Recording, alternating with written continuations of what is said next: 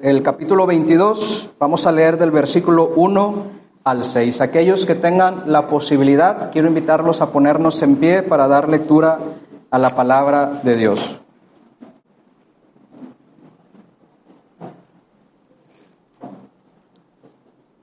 Dice la palabra de Dios: estaba cerca la fiesta de los panes sin levadura, la fiesta de la Pascua, y los principales sacerdotes y los escribas buscaban cómo matar a Jesús,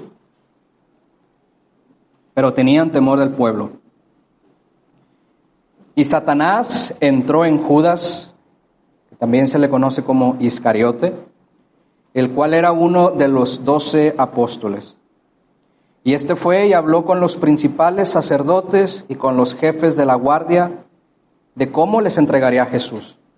Estos se alegraron, y fíjense bien, y convinieron en darle dinero.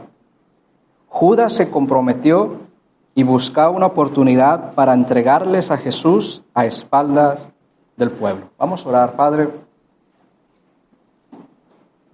este es uno de los capítulos en la vida de Jesús más tristes.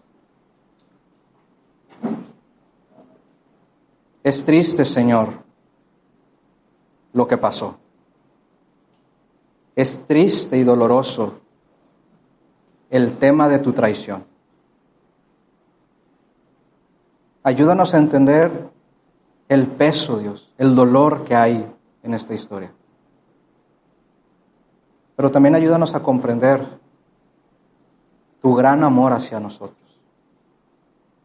Habla nuestras vidas. Habla inclusive a los niños, Dios. Y que hoy podamos decir que el nombre de Dios sea exaltado. A ti sea la gloria en Cristo Jesús, Dios. Amén. Podemos sentarnos. Gracias.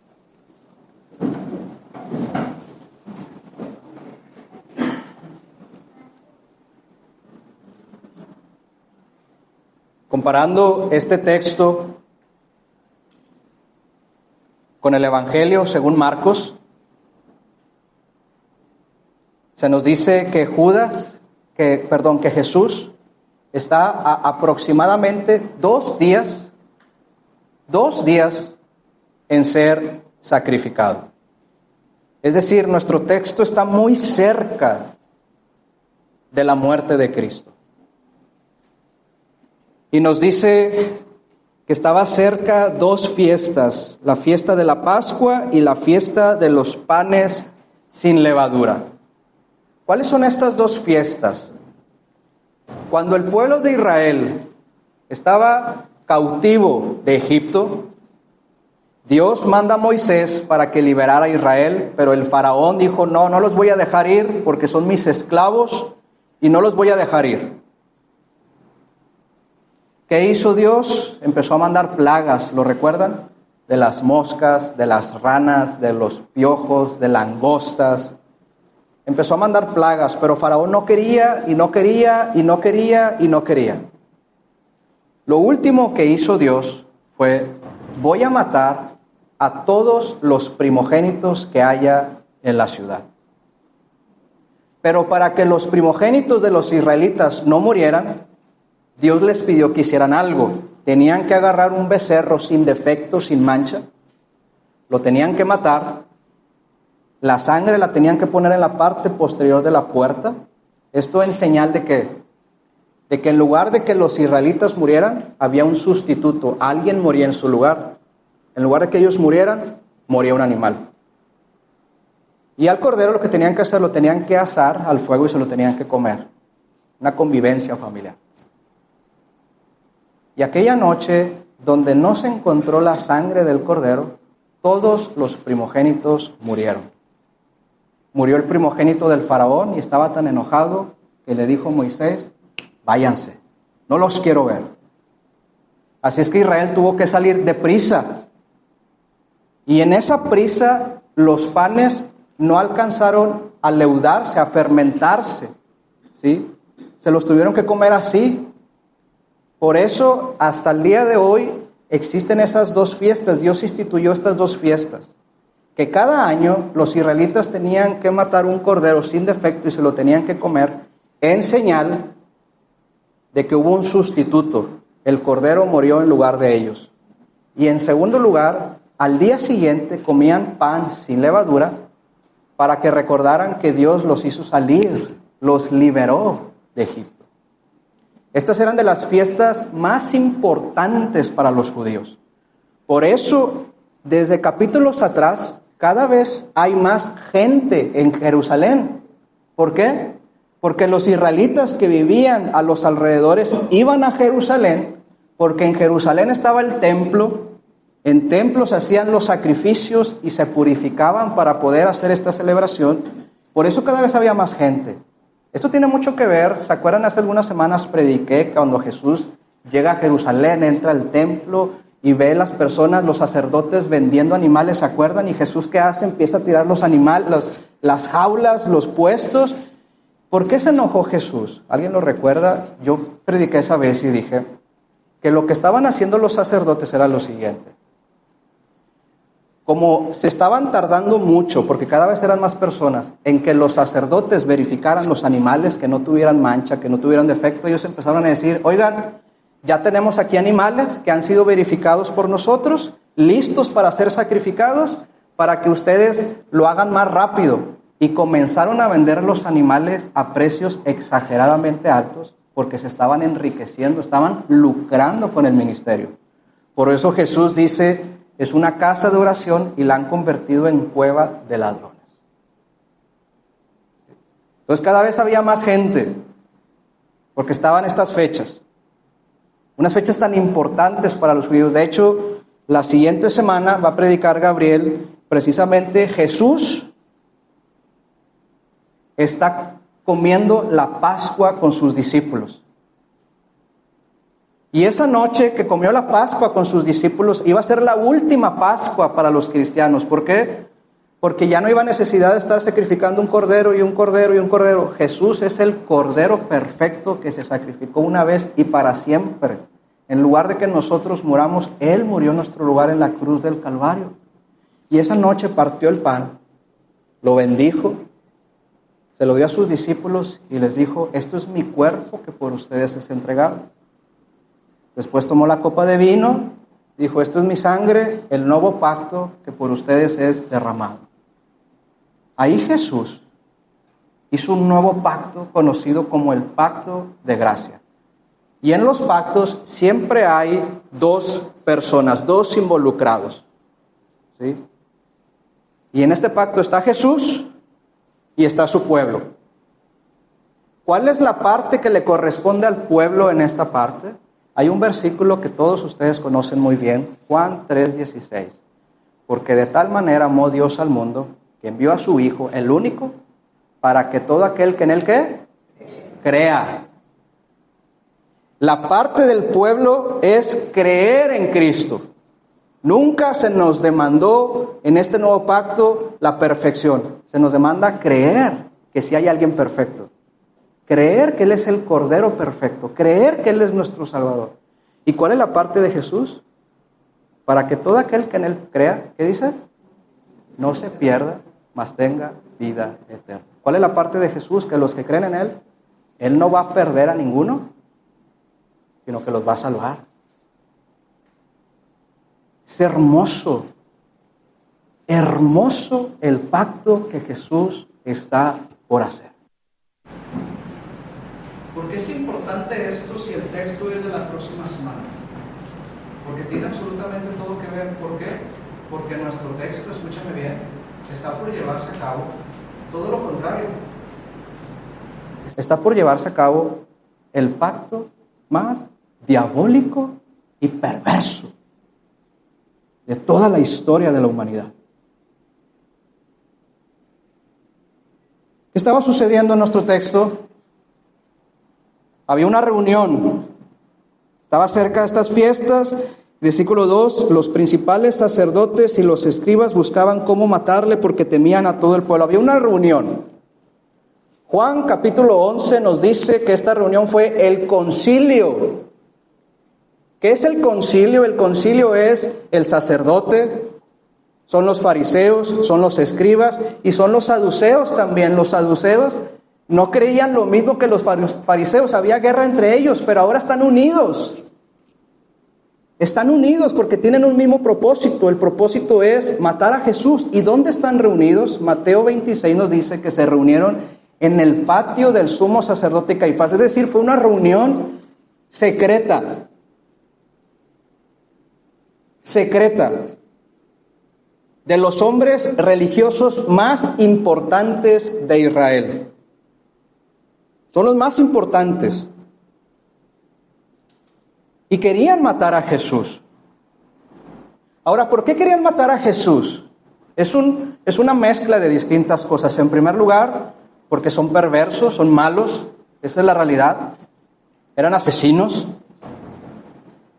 Pero también querían matar a Jesús porque Jesús cada vez más tenía más seguidores. Cada vez más la gente creía en Él. Cada vez había más señales de que Él era el Mesías, el Cristo. Acababa de resucitar a Lázaro. Está sanando a los enfermos. Está echando fuera a los demonios. Cada vez hay gente que cree en Él. Pero además, Jesús ha confrontado sus falsas enseñanzas y su mala manera de vivir. Los ha dejado en ridículo, los ha expuesto. Acaba de dejar en ridículo a los sacerdotes por estar vendiendo los animales de esta manera. Ya estaban enojados con Él. Pero también Juan, capítulo 11, nos dice que llegaron a esta conclusión. Si Roma se entera que el cristianismo está creciendo, van a venir, van a destruir el templo y va a haber guerra. Entonces ellos dijeron, es mejor que muera uno solo a que mueran muchos. Y dijeron, es mejor que muera solamente Jesús antes de que haya guerra con los romanos. El problema es que había mucha gente, tenían temor del pueblo. Ellos decían, tenemos que arrestar a Jesús de manera secreta, donde no haya nadie.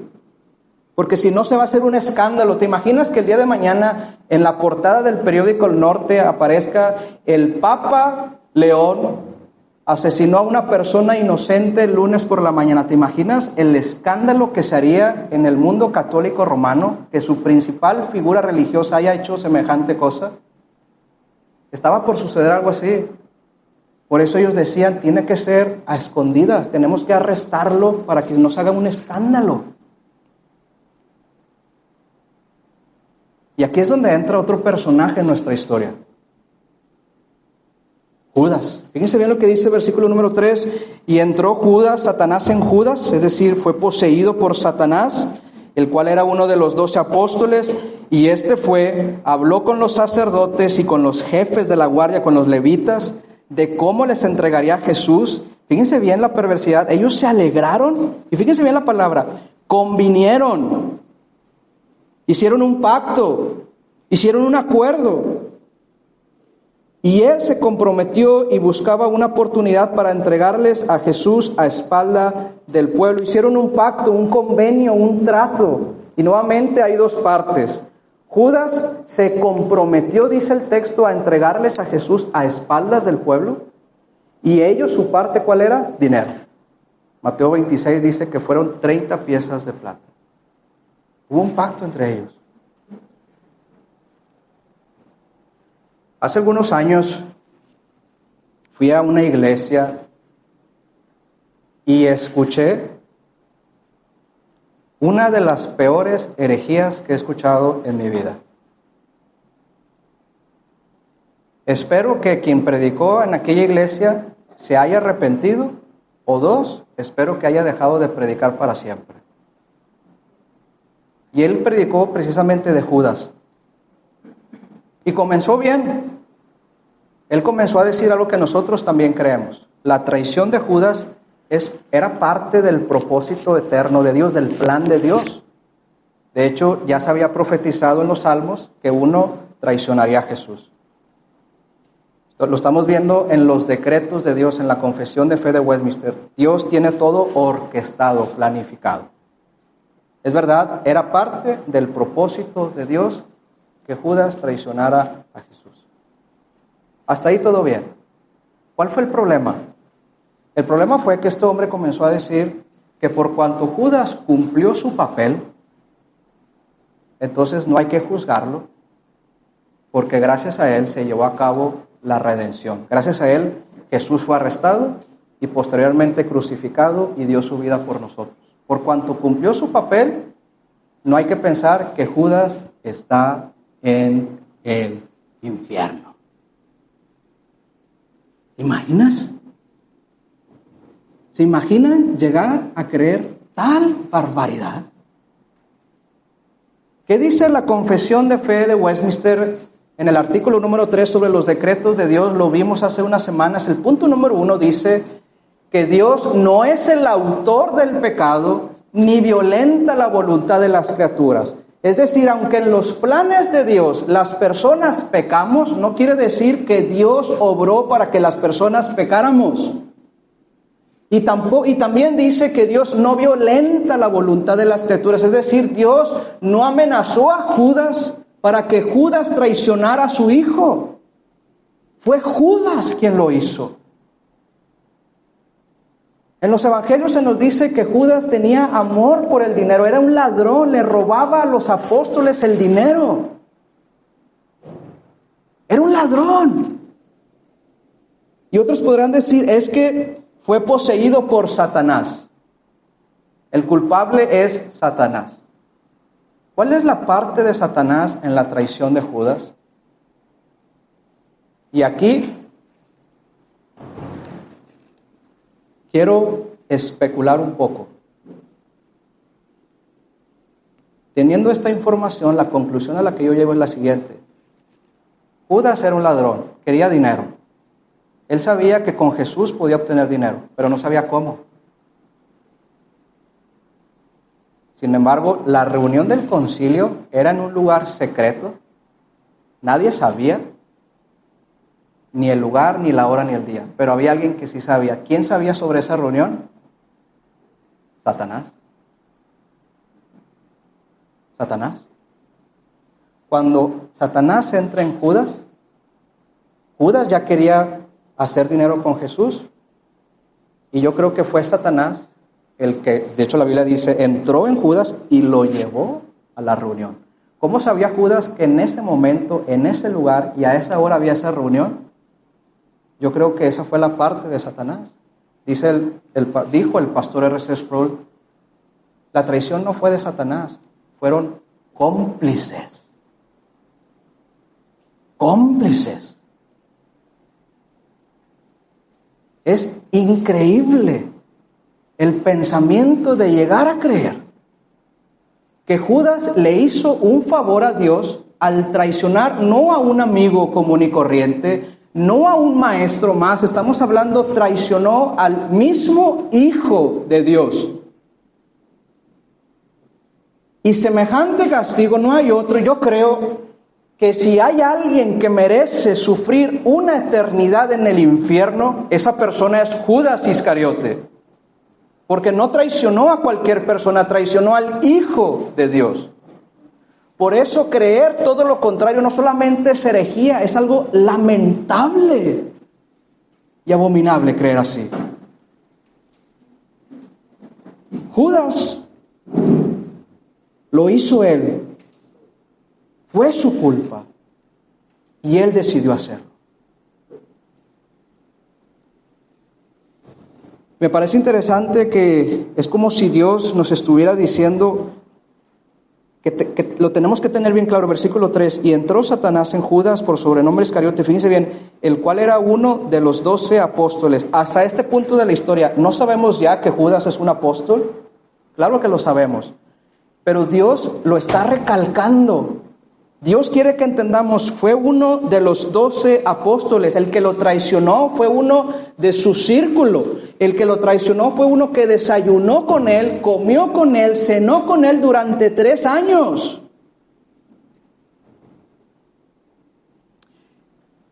Hace 17 años aproximadamente, cuando estuve en la facultad, el primer amigo que yo hice en la facultad fue un foráneo. Y como fue mi primer amigo en la facultad, yo le tuve mucho cariño. Lo ayudé porque a veces él no tenía dónde quedarse, no tenía dinero. Muchas veces yo lo invité a comer a la casa, se quedó a dormir a la casa, le regalé ropa. Cuando tenía dinero lo invitaba al cine a comer X o Y. Cuando entró, él tenía novia en aquella ciudad. Una vez, entre su novia y yo le hicimos una sorpresa y yo puse todo para que ella viniera a Monterrey y le diera la sorpresa en su cumpleaños. Y la verdad, hice muchas cosas por él. Pasó el tiempo y en el círculo de amigos a los dos nos llegó a agradar una chica, la misma. ¿Qué fue lo que pasó? Que él, en aquel entonces, mi tiempo en la facultad fue el tiempo más rebelde de mi vida. Fue el peor. Él fue con la chica y le dijo todas las cosas que yo hacía. Todas las cosas que yo hacía para que la chica cortara todo tipo de amistad conmigo. Ahora, lo que me dolió no fue que le haya dicho a la chica y yo nunca hubo nada y no me dolió que hayamos dejado de ser amigos. Lo que me dolió fue la traición de mi amigo. Y yo hice muchas cosas por él, yo lo ayudé demasiado y él terminó traicionándome por algo que no sirvió para nada porque la chica ni siquiera lo peló a él. Ese fue uno de los eventos que Dios utilizó para yo volver a sus pies, arrepentirme de mis pecados y volver a acercarme a la iglesia. Después yo le hablé a este amigo y le dije, te perdono por lo que hiciste, nunca más nos volvimos a ver, pero me dolió. Yo creo que a todos nos ha dolido, alguien cercano a nosotros nos ha traicionado. Pero no estamos aquí para hacernos la víctima. La realidad es que tú y yo también hemos traicionado a alguien más. Y no solamente un amigo.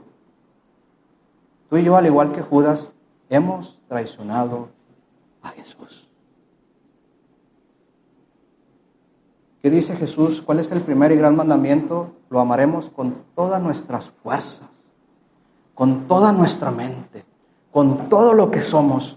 Y no un día a la semana, todos los días, todo el día. ¿Y qué vamos y hacemos nosotros? Amamos así, pero no a Jesús. Lo traicionamos y vamos y amamos a alguien más. Y muchas veces amamos hasta las cosas más que a Jesús. Y si a mí me dolió la traición de mi amigo por las cosas que yo hice, yo me pongo a pensar, Jesús ha hecho más cosas por mí que las que yo hice por mi amigo. Y aún así lo traiciono. Aún así lo traiciono. Tú y yo, al igual que Judas, también hemos traicionado a nuestro maestro, a nuestro amigo, a nuestro Salvador. Pero ¿cuál es la buena noticia esta mañana? La buena noticia es la siguiente. Que a pesar de que nosotros hemos traicionado a Jesús, escúchame bien, Jesús nunca nos ha traicionado a nosotros. Nunca. Hace algunos años me tocó predicar en una iglesia la diferencia entre la traición de Judas y la traición de Pedro. Y una de las diferencias es que Judas lo traicionó una vez y Pedro 3 veces. Pero yo le dije a la iglesia, pero hay una diferencia más importante en ambas traiciones. ¿Saben cuál es la diferencia? Jesús. ¿Por qué? Ese día, al día siguiente que estaban comiendo la Pascua, estaba con sus discípulos, dice el Evangelio de Juan, capítulo 13, que Satanás volvió a entrar en Judas. ¿Por qué? Porque esa noche, ¿se acuerdan? Jesús subió al monte a orar, iba a estar solo. Era la oportunidad perfecta para que Judas fuera, ¿sí?, a avisar, oigan, ahí está Jesús, para que vayan y lo arresten.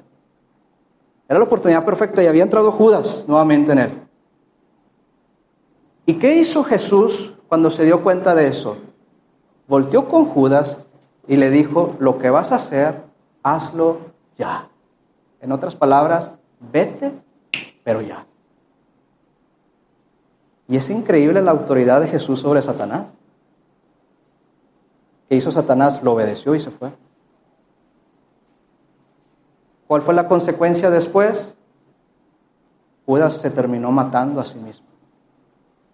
Se ahorcó, cuando se cayó, su cabeza se reventó en una piedra y se le salieron los sesos prácticamente. ¿Por qué digo que la diferencia es Jesús? Porque cuando Jesús le dice a Pedro, Pedro, me vas a traicionar. No, Señor, ¿cómo crees? Me vas a traicionar, pero te tengo una buena noticia, Pedro. ¿Y qué le dice Jesús? ¿Se acuerdan? Yo ya he rogado por ti. Acuérdate, Pedro, hay un pacto. El pacto es que tú creas en mí, ¿sí? ¿Y cuál es mi parte? Que yo no pierda a ninguno. Yo he rogado para que cuando tú caigas, te voy a dar las fuerzas para que te levantes y regreses a la comunidad. ¿Cuál es la gran diferencia entre ambas traiciones? Que Jesús no hizo un pacto con Judas, pero sí hizo un pacto con Pedro. Y tenemos la esperanza de que a pesar de que nosotros seamos traidores, Él nunca va a traicionar el pacto que hizo con nosotros. Nunca. Nos vamos a esforzar y vamos a luchar por ser mejores, pero cuando volvamos a caer, recuerda, yo soy malo, pero Dios es fiel. Y Él va a cumplir su palabra hasta el final.